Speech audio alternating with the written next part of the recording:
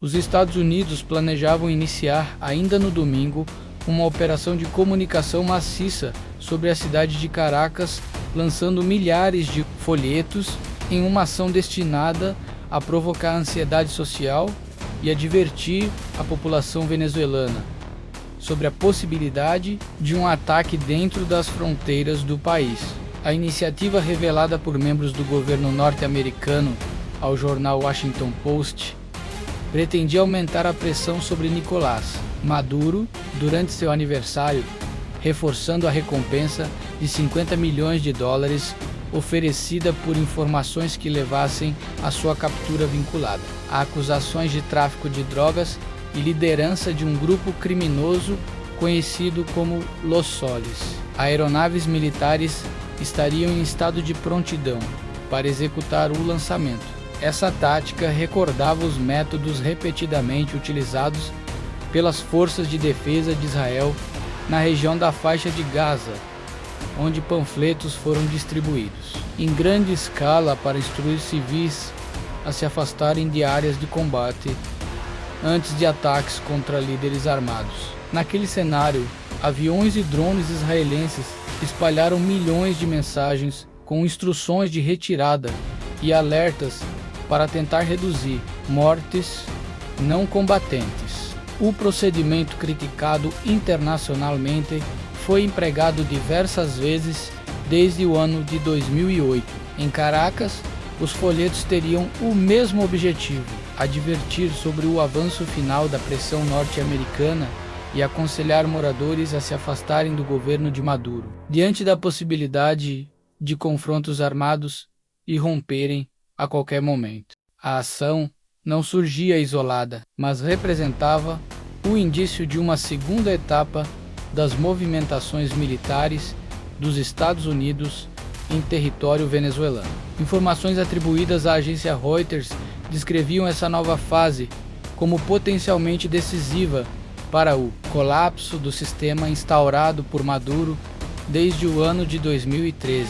Autoridades em Washington afirmavam que após meses de iniciativas contra o narcotráfico, incluindo ataques navais no Caribe, que resultaram em dezenas de mortes, desde setembro o governo de Donald Trump havia autorizado um aumento considerável da ofensiva, que incluiria operações de inteligência e até a possibilidade de uma intervenção direta para retirar o líder chavista do poder. A inclusão do grupo Los Soles na lista de organizações consideradas terroristas deveria ocorrer em 24 de novembro e abriria portas para novas ações de força, como destruição de bens e estruturas associadas ao círculo de Maduro. Trump, em pronunciamentos recentes, declarou que utilizaria todos os instrumentos do poder americano para interromper o fluxo de drogas que, segundo ele, custava a vida de milhões de cidadãos do país. Maduro,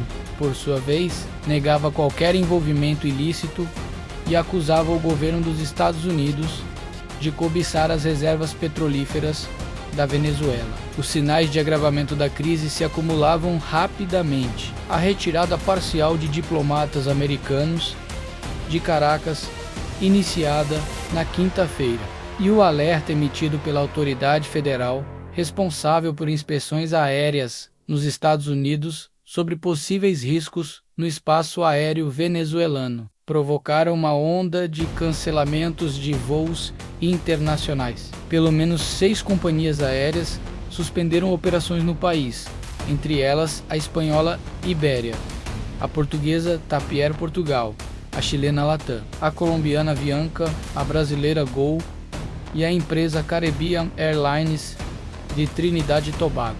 Os cancelamentos, registrados por agências especializadas em tráfego aéreo, eram vistos por analistas como um sinal clássico de preparação para conflitos, semelhantes às restrições adotadas antes das intervenções militares no Iraque e na Líbia.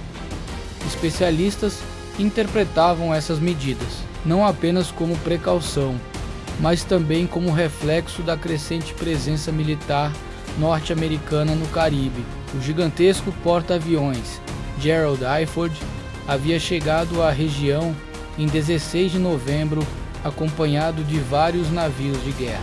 Um submarino nuclear e caças de última geração, presença muito superior ao necessário para simples ações contra o tráfico.